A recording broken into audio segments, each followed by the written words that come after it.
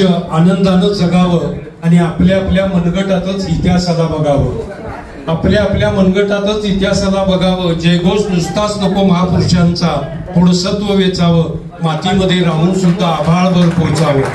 एक कला शिकून घ्यावी, जगणं खूप सोपं होतं आणि निळं निळं आभाळ सुद्धा भेटण्यासाठी खाली येतं. केल्यानं होतं सारं, सुरुवात करावी कामाची आणि उगमाजवळ नदी असते फक्त एका थेंबाची. शेवटी आयुष्य म्हणजे असतं काय, एक हात आपल्यासाठी एक दुसऱ्याला द्यावा आणि प्रत्येक शब्द जिभेवर खडीसाखर व्हावा. असे खडीसाखर जिभेवर ठेवणारे माननीय दादा यांचं आताच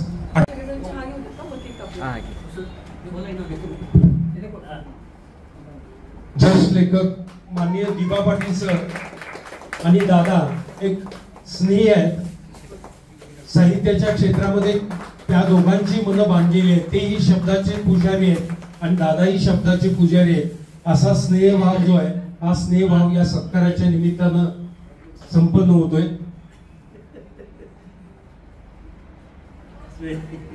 प्रेम राहू दे अखंड. यानंतर एबी पाटील सर, ज्येष्ठ लेखक एबी पाटील सर, प्राचार्य एबी पाटील सर. दादांच्या पुस्तकांना दिबा पाटील सरांनी प्रस्तावना दिलेली आहे आणि एबी पाटील सरांनी प्रस्तावना दिलेली आहे. दादांच्या नेहमी त्यांचं एबी पाटील सरांचं नाव नेहमी त्यांच्या तोंडात असतं की एबी पाटील सरांनी मला मार्गदर्शन आणि प्रेरणा लिहिण्याची खूप मोठी दिली. ते एबी पाटील सर दादांचा 88वा वाढदिवसानिमित्त स्वागत आणि सत्कार संपन्न करत आहेत. तेही शब्दाचे पूजक आहेत. महाविद्यालयाचे प्राचार्य डॉक्टर R.S. साळुंके सर. आणखी लागलेच घ्या. वासंतीताई नेहरू.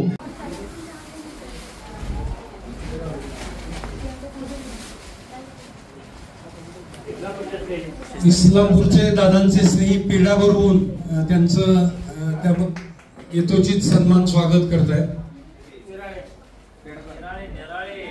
निराळे माननीय कुलकर्णी सर हेही दादांचे बुके देऊन स्वागत आणि सत्कार शुभेच्छा देत आहेत. त्या दादांनी स्वीकाराव्या. दादांच्यावर प्रेम करणारे झालेले आहे. खरं दादांचं चैतन्य जे आहे हे शब्दांमध्ये आणि त्यांच्या जोडलेल्या मित्रांच्या मध्ये आहे.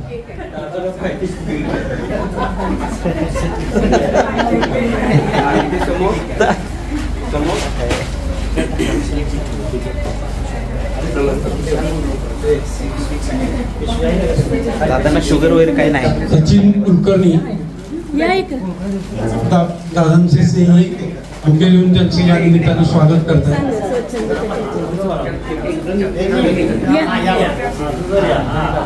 आयुष्याच्या शुभेच्छा देण्यासाठी उपस्थित राहिले.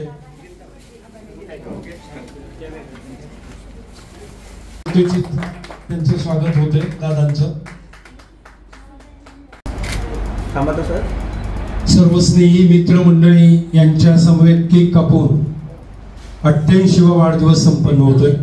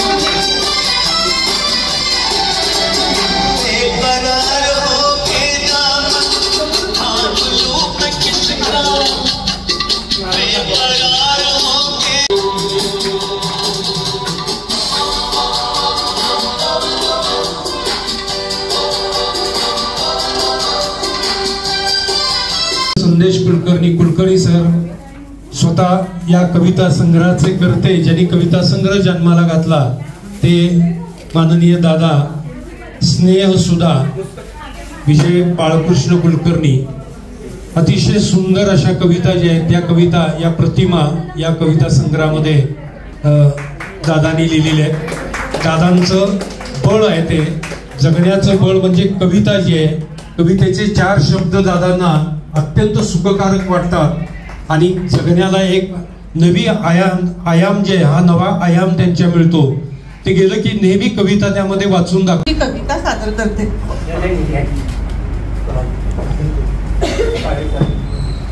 आयुष्याच्या संध्याकाळी म्हणजे जे म्हातारे असतात त्यांच्यावर जी अवस्था, जे एकटे राहतात त्यांच्या संदर्भात असलेली ही कविता आहे. वाट. एकांतात जीर्ण आयुष्य जगणारा बाप, एकांतात जीर्ण आयुष्य जगणारा बाप व्याकुळतेने वाट पाहत असतो लेकीची. पत्नीचा वियोग, म्हातारपणीची दुखणी, पोटी मुलगा नसल्याची सल, जवळच्या नात्यातले लहान मोठे मृत्यू ऐकून मनाने खचलेला, घराला कवटाळून बसलेला मरगळलेला बाप लेकीच्या आगमनाने मात्र पुन्हा टवटवीत होतो. भांड्यावर, गॅसवर, फरशीवर, देवावर लेक फिरवते पायेनं हात. भांड्यावर, गॅसवर, फरशीवर, देवावर लेक फिरवते पायेनं हात. देवासमोर समई लावल्यावर बापाचा चेहरा उधळून निघतो. लेक मात्र आतून मावळलेली असते. लेक मात्र आतून मावळलेली असते. पेटलेला असतो तिच्या मनात वैशाख बनवा. बाप कितीही मायाळू असला ना, बाप कितीही मायाळू असला तरी लेकीला मन रिक्त करण्यासाठी माहेरी माय असावीच लागते. तिची दुःख ती आतच दडपून ठेवते. तिची दुःख ती आतच दडपून ठेवते. बापासमोर हसरा चेहरा ठेवून त्याला खाऊ पिऊ घालते. धुवून काढते त्याचे कपडे, अंथरून पांघरून बदलते घराचे पडदे. औषध, पाणी, दवाखाना सारं असते न करते. घराला आलेलं घरपण पाहून सुखावून जाते. निघायच्या वेळी मात्र काहूर वाजलेला असतो तिच्या मनात. तिला माहीत असतं हळूहळू रीत होत जाईल घराचं घरपण, ढासळत जाईल बापाची तब्येत, पण तरीही सासरची कर्तव्य तिला खुणावत असतात. रेंगाळत राहते ती उंबऱ्यापाशी. बापाचा रडवेला चेहरा तिला बघवत नाही. डोळे भरून पाहते ती बापाला आणि घराला. मन घट्ट करून टाकते पाऊल घराबाहेर. बाप डोळे लावून बसलेला असतो लेकीच्या पुन्हा येण्याची. धन्यवाद. आपण समोर सांगितलेली कविता नंतर प्राचार्य तानाजी चव्हाण यांना विनंती करतो की आपलं मनोगत व्यक्त करावं.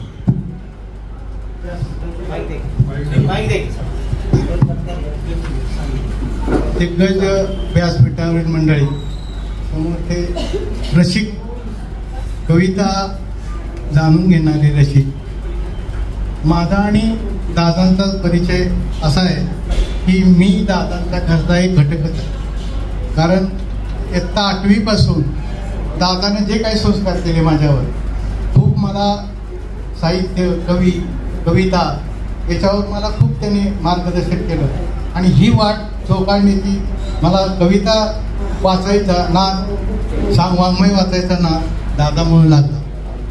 मला एक घटना आठवते की सत्यकथा नावाचं मासिक जेव्हा निघत होतं मुंबईवर, त्यावेळी सत्यकथा निघत असताना त्या मुंबईमध्ये 3 असे दिग्गज माणसं राहतात. एक द. ग. गोडसे चित्रकार, वालक कुलकर्णी समीक्षक आणि कृषीरेखे कवी.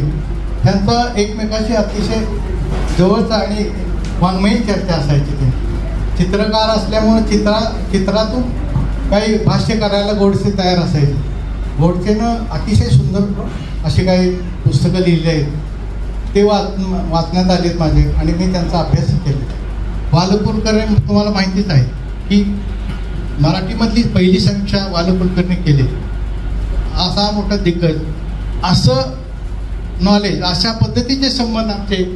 दादा कवी, मी चित्रकार आणि आपले पार्लेकर सर आम्हाला मदत करणार, वैचारिक मदत करणार असे आमचा निकम दादा एक अतिशय सुंदर त्यांच्याकडे वाचन. नॉलेज आहे की वाचन इतकं अफाट आहे त्या माणसाचं की प्रत्येक एखादं मी पुस्तक वाचलं की कुणाशी शेअर करावं तर मी निपुण दादाशी जाऊन शेअर करतो आणि आमची चर्चा होते. अशा पद्धतीचं वळण लावणारे हे आमचे दादा आम्हाला खूप लहानपणी गोष्टी सांगायचे आणि सगळ्या साहित्याचे परिचय आणि ह्या वाटेवर मला सोडलं की दादाच्यामुळे मी साहित्याकडे वळलो. चित्रकार म्हणून माझा लौकिक फार महाराष्ट्रात प्रसिद्ध आहे, कारण आमच्या वर्तुळात आम्हाला माहीत आहे की आम्ही कोण कसं आहे.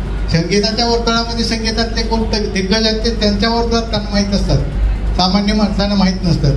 तसं अतिशय मोठं योगदान दादा मिळालं आणि आज 88 वाढदिवस मला 13 वर्षांनी मोठे आहेत दादा, 13-14 वर्षांनी.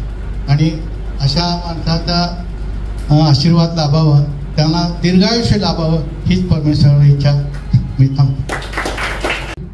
म्हणजे मी 76ला इथं आले त्यापूर्वी सुद्धा दादा कविता लिहायचे आणि जितकी वर्ष आता 35 वर्ष मी साहित्य संमेलन भरवते.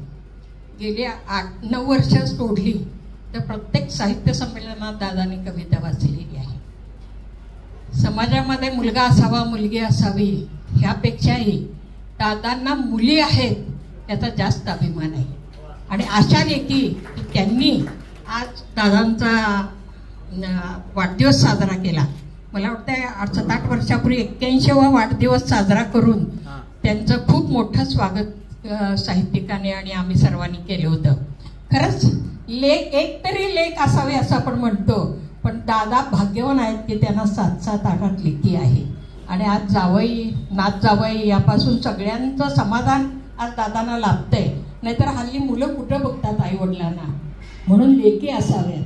अशा लेखींचं मनापासून मी धन्यवाद देते त्यांना आणि दादांना अजून म्हणजे शतायुष्य व्हावेत असे अपेक्षा व्यक्त करते आणि या तुम्हा सर्वांच्या वतीने त्यांना शुभेच्छा देते, धन्यवाद देते आणि थांबते. पण भावनेच्या भरात मला काही शब्द सुचले नाही.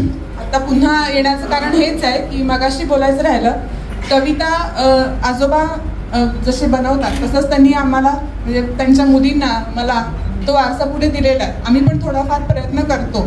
तर कविता करण्याच्या बाबतीतले आज ते आमचे गुरु आहेत, म्हणजे माझे तर ते पहिले गुरु आहेत त्या बाबतीतले. त्यांच्या कविता वाचून त्यांचं लेखन वाचून मी लेखन आणि कविता या मार्गाकडे वळलेली आहे.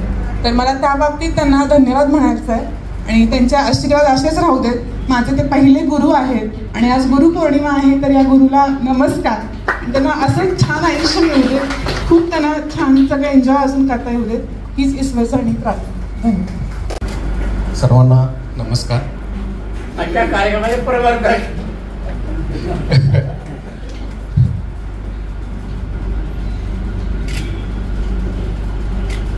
आज या ठिकाणी विजयदादा कुलकर्णी आम्ही त्यांना प्रेमाने दादा म्हणतो.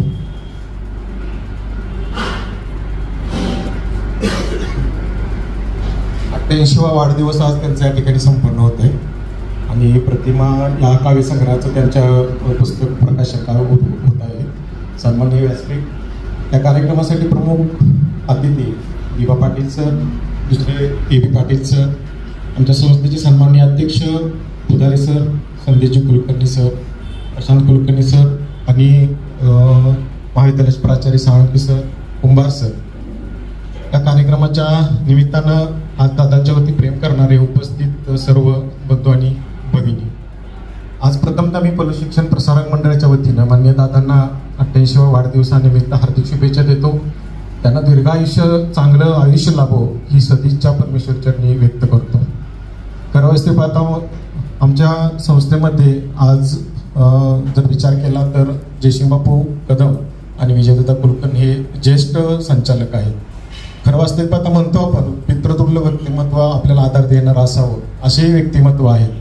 काही संस्थेच्या दैनंदिन कारभारात त्यांचं विशेष लक्ष नसतं, परंतु त्यांना फिरता येत नाही, चालता येत नाही, परंतु पेपरच्या माध्यमातून ज्या वेळेला त्यांना बातम्या त्यांच्या ते वाचल्या जातात त्यावेळेला त्या ठिकाणी बसून संस्थेची सर्व जी काही कार्यपद्धती या कार्यपद्धतीचा आढावा ते फोनवरून घेत असतात. एखादा जर फोन केला तर 10-15 मिनिटं दादा फोन ठेवत नाहीत. सर्व प्रकारच्या सर्व मुलांची आजही ते असतेनं या ठिकाणी चौकशी करत असतात. प्रचंड असं प्रेम आस्था असणारे असे विश्वस्त मंडळ या ठिकाणी काम पाहत आहे. त्यामुळे संस्थेचा दिवसेंदिवस विकास होत आहे, विद्यार्थी घडत आहेत. परवाचीच एक नाविन्य अशी म्हणजे कृत अशी एक पलुशिक्षण संस्थेला जी भेट मिळाली की माननीय प्राचार्य सरांच्या संस्थेच्या सर्व प्रयत्नातून 5 कोटी रुपयाची अनुदान केंद्र शासनाचं मिळालं. दादा प्रत्येक वेळेला मला म्हणायचे की ते 5 कोटी आलेले पहिले पलू सहकारी बँकेत FD वरती ठेव. एवढं प्रेम त्यांचं ह्याच्यावरती असायचं की त्यांना किती आस्था असायची की बाबा हे पैशाचा विनियोग संस्थेच्या चांगल्या गोष्टीसाठी करावा. सतत संस्थेबद्दल असू दे, व्यक्तींच्या बद्दल असो, आज या ठिकाणी जमलेत ते दादांच्यावरती प्रचंड प्रेम करणारे हे व्यक्ती या ठिकाणी जमलेले आहेत. कारण कुणालाही अतिशय मायेनं तन्मयतेनं प्रत्येकाची विचारपूस करणारं असे व्यक्तिमत्व आहे. आणि म्हणूनच सर्वांना हवे असे वाटणारे असे दादा आहेत. प्रचंड त्रास देणारं व्यक्तिमत्व जर म्हटलं तर एक मी, पार्लेकर सर, काळे सर यांना दादा प्रचंड फोन करून त्रास देतात. शुभम सुद्धा त्यांना फोन त्यांचा काढून घेतो की कामातली माणसं आहेत त्यांना फोन करू नका, परंतु स्वभाव आहे, प्रेमळ स्वभाव आहे. आणि भाग्यवान आहोत की असं व्यक्तिमत्व आपल्याला लाभलं. या कार्यक्रमाच्या निमित्तानं पुन्हा एकदा आमच्या संस्थेच्या वतीनं सर्वांच्या वतीनं मी त्यांना दीर्घायुष्य लाभू सदिच्छा व्यक्त करतो, शुभेच्छा देतो आणि थांबतो. धन्यवाद. मान्यवरांचे आभार. आज दादांच्या वाढदिवसाच्या कार्यक्रमासाठी आपण सगळे जमलेलो आहोत. दादा जवळजवळ महिना झाला पाठीमागे लागले होते की माझी लोक बोलवायचे आणि माझ्या पुस्तकाचा प्रकाशनाचा कार्यक्रम करायचा आहे. मला आता इथून पुढे लिहायला होणार नाहीये आणि माझं हे शेवटचं पुस्तक आहे, मला आता लिहायला दिसत नाहीये आणि मला हा कार्यक्रम करायचा आहे. तेव्हा आम्ही मुलींनी तयारी दर्शवली आणि त्यांचा घरगुती पद्धतीचा कार्यक्रम आम्ही साजरा केला. तर दादांना आज मी गुरुपौर्णिमेच्या आणि त्यांच्या नवीन पुस्तकाच्या शुभेच्छा देते. आणि दादांच्या बरोबर मी गेली 50 वर्ष प्रवास करते. माझं वय 50 चालू आहे. मी जेव्हा लहान होते त्यावेळेला जवळजवळ मी 3री मध्ये असताना वेगळं राहिलो, आम्ही मळ्यात राहायला गेलो. त्यावेळेला मी मोठी बहीण म्हणून मोठी मुलगी म्हणून दादांच्या बरोबर मळ्यामध्ये त्यांच्या बरोबर गेले. थोरल्या 2 मुली धाकट्या काकांच्याकडे गावात राहिल्या होत्या. तेव्हापासून दादांचा प्रवास अतिशय खडतर पद्धतीनं मी त्यांचा जवळून पाहिलेला आहे की दादा इतके कष्ट करायचे की मी त्यांच्या बरोबरीनं त्याच्यामध्ये मदतीला असायचे. वैरणीचा बिंडा त्यांनी तयार करून शेतात ठेवला की मी सायकलला बांधून घेऊन यायचे. एक बिंडा त्यांनी इतका मोठा आणलाय की गल्लीत ते 5-10 लोक आले तरी त्यांना तो बिंडा उचलायचा नाही. इतका मोठा वैरणीचा बिंडा डोक्यावरून शेतापासून घरापर्यंत आणायचे आणि खूप कष्टातनं काढलं. आणि त्यांच्या प्रत्येक गोष्टीमध्ये मी होते. मला म्हणायचे की तू माझा मुलगाच आहेस. दादा घरी पाहुणे आलेत चला म्हणून बोलवायला मी सायकलवरून शेतात जायचे. दादा घरात असं असायचं चला, तर मी म्हणायचे दादाने माझं लग्न करू नका, मी शेती सांभाळते आणि मी सगळं बघते, तुम्ही मला मुलगा म्हणता ना. आणि मला खूप शेतीची आवड होती. लोक काय करतात, गडी माणसं काय करतात. दादांच्या सगळ्या मुलींच्या पेक्षा मी वेगळी होते की शेतात काम करणं, म्हशीच्या धारा काढणं, डेअरीला दूध घालणं, बरोबरीनं दादांच्या बरोबरीनं मी उभी होते, अजूनही उभी आहे. आणि प्रत्येक गोष्टीमध्ये त्यांच्या सुखदुःखात मी त्यांच्यासोबत आहे. आणि मी म्हणते की माझी काहीतरी पूर्वजन्मेची पुण्याई आहे म्हणून मी वडिलांच्या पोटी जन्म घेतलेला आहे. आणि जसं आपण वटपौर्णिमेला म्हणतो की जन्मोजन्मी मला हा पती मिळावा, तसं मी म्हणेन परमेश्वरापाशी की जन्मोजन्मी मला हे आई आणि वडील मिळावेत आणि माझं कुटुंब मला मिळावं, एवढीच प्रार्थना करून मी माझे 2 वाक्य संपवतो. सत्कार या निमित्तानं पाहुण्यांच्या हस्ते संपन्न होतोय.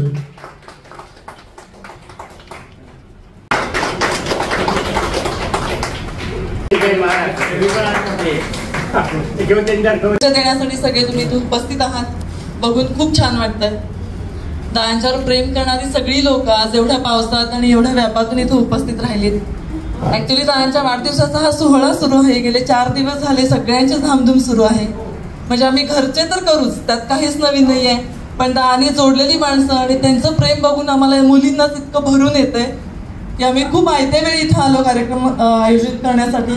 पण त्यांची माणसं त्यांच्यासाठी गेले आठवड्याभर कष्ट घेत आहेत आणि हे दादांचं प्रेम आहे, दुसरं काहीच नाही आहे. आज खूप छान वाटतं हे बघून. दादा खूप आनंदात आहेत.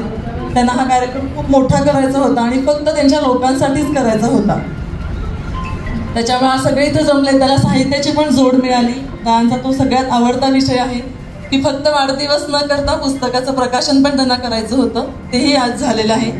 आणि त्यांची आवडती लोक आज त्यांच्या आजूबाजूला आहेत, ह्याच्यापेक्षा आणखी काय पर्वणी हवी आहे त्यांना. हे सगळ्यात मोठं गिफ्ट आहे त्यांना. दादांच्या बद्दल बोलायचं तर खूप अभिमान आहे, ते माझे वडील आहेत त्याच्याबद्दल. आजपर्यंत शिक्षणासाठी सगळ्याच बहिणींना प्रोत्साहन दिलं त्यांनी.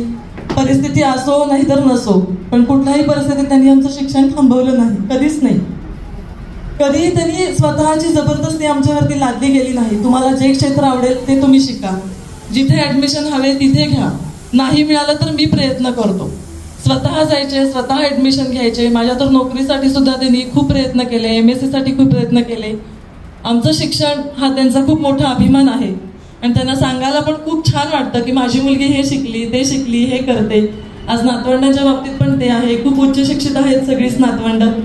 त्याचा दादांना खूप अभिमान आहे. आज आयुष्याच्या उत्तरार्धात दुसरी कोणती पुंजी हवी आहे? घर, प्रॉपर्टी तर सगळ्यांनाच असतं, पण मुली, नातवंडी जे शिकले ना, त्याचा त्यांना सार्थ अभिमान आहे. आज वडील म्हणून एक स्पेसिफिक गोष्ट मला इथे मेन्शन करावी वाटते की कुठलेही आई वडील आपल्या मुलींना फोन करून घरगुती गप्पा मारतात, पण माझे वडील सगळ्यांपेक्षा वेगळे आहेत. ते रोज फोन करतात न चुकता, एक तासभर तरी फोन असतो मला, पण कधीही घरगुती गप्पा नसतात त्यांच्या.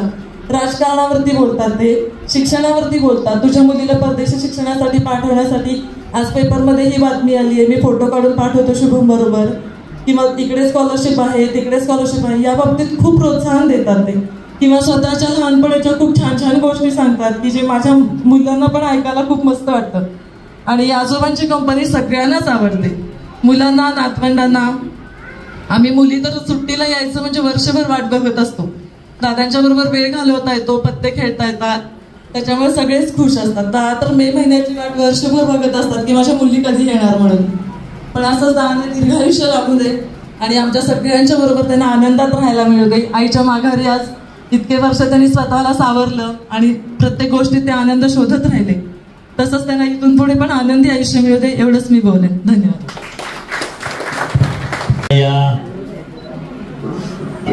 पुस्तक प्रकाशन सोहळ्याचे अध्यक्ष,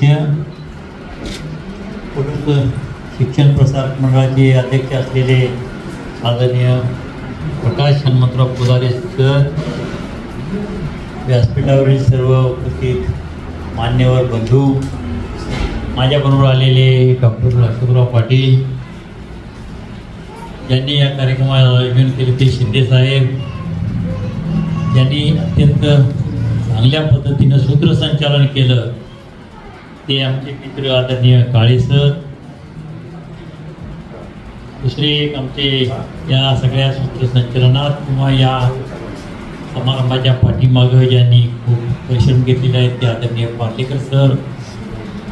माझ्या समोर बसलेले आपण दादांच्यावर प्रेम करणारे सर्व बंधू भगिनींनो आणि दादांच्यावरती माया करणाऱ्या त्यांच्या 7 मुली आहेत इथे. आणि मी सुद्धा वैशालीताई ज्यावेळी त्यांची कविता वाचत होत्या त्यावेळी मी सुद्धा भारावून गेलो. म्हणजे दादांच्या पोटी जन्माला आलेल्या वैशालीताई या सुद्धा खूप अतिशय प्रतिभासंपन्न कवयित्री आहेत. त्यांचे ललित लेख सुद्धा वाचण्यासारखे असतात. मला वाटतं मी एक पुस्तक तुमचं ललित लेखाचं वाचलेलं आहे. म्हणजे साहित्याची निर्मिती किती दर्जेदार असावी ही सांगणारी सगळी ग्रंथसंपदा वैशालीताईची आहे. आणि म्हणून मला विशेष दादा अभिमान वाटतो की तुम्ही तर कवी आहातच, परंतु तुमच्या पोटी जन्माला आलेल्या वैशालीताईच्या सुद्धा त्या मराठी साहित्य अत्यंत त्यांनी उज्ज्वल केलेलं आहे, संपन्न केलेलं आहे. आणि म्हणून मला एक अभिमान वाटतो की तुमच्या सगळ्या कुटुंबाचा आता हा जो कार्यक्रम झाला, खरं तर प्रकाशनापेक्षा याला कौटुंबिक जिव्हाळ्याचा कार्यक्रम म्हणतात. हे सगळ्याच मुली भरभरून बोलल्या. आमच्या भगिनी आदरणीय निर्लेकर ताई सुद्धा इथं बोलताना खूप भारावल्या. म्हणजे किती कष्ट त्या ताईंनी केलेलं आहे, दादांच्या बरोबरीनं कष्ट केलेलं आहे. म्हणजे इतकं कष्ट उपसणारी मुलगी पोटाला जन्माला यावी ही दादा तुमचं सुद्धा भाग्य आहे. आणि पत्नीनंतर तुमच्या पत्नी जाणं हे माणसाच्या आयुष्यातलं फार मोठी शोकांतिका असते. म्हणजे पत्नी ही माणसाची एक प्रचंड मोठी ऊर्जा असते आणि ती ऊर्जा जर संपली तर माणूस हतबल होतो, एकाकी पडतो. परंतु तुमचं एकाकीपण घालवण्याचं काम तुमच्या तर मुलींनी केलेलं आहे. माझ्या आयुष्यात 2 गुरु आले. आज गुरुपौर्णिमा आहे दादा. मुद्दाम सांगतो की साहित्य क्षेत्रात काम करत असताना मला 2 गुरु भेटले. एक चंद्रकुमार नलगे सर, की ज्यांनी माझ्यावरती पुत्रवत प्रेम आजही केलेलं आहे, अजूनही आहे. तेही आज 90वीत आहेत. आणि दुसरे गुरुस्थानी असलेले आदरणीय दादांची आणि माझी ओळख होण्याचं कारण म्हणजे आमचे अशोकराव पाटील सर आणि रंगराव बापू पाटील तात्या. रंगराव बापू पाटील तात्या आणि अशोक पाटील सर दादांना भेटण्यासाठी पलूसला आलेले होते. आणि मला वाटते दादा पलूसमधूनच मला त्यांनी फोन केला आणि तुमच्याशी बोलायला लावलं. आणि दादांच्याशी बोलत असताना असं वाटलं की एका भल्या माणसाची आणि आपली आज ओळख होते आहे. एक चांगल्या प्रतिभावंत साहित्यिकाची आपली ओळख होते आहे. आणि रशालीताईंचा आमचा साहित्यातला जिव्हाळा आहे. त्यामुळं ताईंचे वडील म्हटल्यानंतर ते आणि आम्हाला आदराच्या ठिकाणी दादा होते. निश्चितपणानं माझ्या आयुष्यात 1-2 व्यक्तिरेखाच्या भेटल्या. मला जे व्यक्तिमत्व भेटली त्या दादांचा 3 नंबर अतिशय वरचा आहे. आणि दादांनी जो कविता संग्रह हा लिहिलेला आहे प्रतिमा, या प्रतिमा कविता संग्रह खरं तर मी कवी नाही. माझ्या आयुष्यात मी कविता केलेली नाही आणि मला कविता जमत नाही. आणि कविता करणारा माणूस मला देवाचा प्रेषित करतो. म्हणजे कविता करणं हे काही सहज सोपं असत नाही. कारण कवी शब्दात मोठा असे व्यक्त करावा लागतो. विषय सोपे असतात. कवी जो ज्या समाजात जगतो, ज्या अवतीभोवतीच्या पर्यावरणात जगतो, ते पर्यावरण टिपण्याचं सामर्थ्य कवीच्या ठिकाणी निश्चितपणानं असावं लागतं. अगदी छोटे विषय सुद्धा असले तरी त्या विषयाला भेटण्याचं सामर्थ्य कवीच्या ठिकाणी असतं. आणि म्हणून कवीला एक वेगळीच प्रतिमा परमेश्वरानं दिलेली असते असं मला वाटतं. आम्ही कादंबऱ्या लिहितो, कथा लिहितो, आम्हाला एक स्पेस असतो खूप मोठा. म्हणजे आवाका असतो. आपण एखादा विषय विस्तारानं लिहित असताना तो विस्तारानं लिहू शकतो. परंतु आमच्या आम्ही आता शेतकऱ्यांच्या आत्महत्यावरती घामाचे अश्रू लिहिली. परंतु तीच घामाचे अश्रू कादंबरी एका कवितेत सामावण्याचं सामर्थ्य कवीच्या ठाई असतं. आणि म्हणून दादा माझ्या दृष्टीनं फार तुम्ही देव माणूस आहात तुम्हाला. आणि दादाचा हा प्रतिमा कविता संग्रह ज्यावेळी माझ्याकडे आला, मी दादांना म्हटलो पहिल्यांदा, दादा मला जमणार नाहीये, मी कधी कविता केलेली नाही आणि मला कविता लिहिणं जमणार नाही. तरी सुद्धा दादा म्हटले की ते तुमचंच पाहिजे मला प्रस्तावना, मला बाकीचं काही सांगू नका. आणि दादाने माझ्या म्हणजे हट्ट झाल्यानंतर मी दादांचा तो हट्ट पुरा केला आणि याच्यावरती एक चांगली प्रस्तावना मी लिहिलेली आहे. दादांच्या सगळ्या कविता हे त्यांचं भावविश्व आहे. म्हणजे त्यांच्या पत्नीबद्दलची सुद्धा त्यांनी ज्या जाणीवा होत्या, जे प्रेम होतं ते मांडलेलं आहे, त्यांच्या कुटुंबाविषयी मांडलेलं आहे, समाजाविषयी मांडलेलं आहे, समाजातली दुःख त्यांनी टिपलेली आहेत, वेदना त्यांनी टिपलेल्या आहेत. सगळं दादा ज्या पर्यावरणात जीवन जगले ते सगळं पर्यावरण त्यांच्या कवितेत आलेलं आहे. आणि म्हणून माझ्या दृष्टीनं एक जातिवंत जर कविता निर्माण होत असेल तर ज्या कवितेच्या तळाशी वेदना असते ती कविता खऱ्या अर्थानं अतिशय शक्तिशाली होते. आणि कवीला वेदना असल्याशिवाय, कवीच्या मनाला एखादं दुःख जाणवल्याशिवाय, वेदना जाणवल्याशिवाय चांगली साहित्य निर्मिती कवीच्या हातून, साहित्यिकाच्या हातून होत नाही, असं माझा स्वतःचं मत आहे. खरं तर कवीला खूप मोठा आवाक असतो. मानवी अस्तित्वाची आणि अस्तित्वापलीकडची अमर्याद पोकळी कवीसाठी खुली असते. सर्जनाच्या अनेक शक्यता घेऊन कविता जन्माला येते असते. त्यातून अर्थाची आणि अनर्थाची अनेक वलय तयार होत असतात. आणि म्हणून कविता सुद्धा निर्माण करणं हे खूप अत्यंत अडचणीचं आणि खडतर आहे. 1960 नंतर मात्र कवितेनं आपला कविता बदलत गेलेली आहे, कवितेनं रूप बदललेलं आहे. 1980 नंतर अनेक प्रश्न या देशात निर्माण झाले, समाजात निर्माण झाले, माणसाच्या जगण्याचे प्रश्न निर्माण झाले. या देशानं जागतिकीकरण स्वीकारलं, खुली अर्थव्यवस्था स्वीकारली आणि शेतकऱ्याची दुःख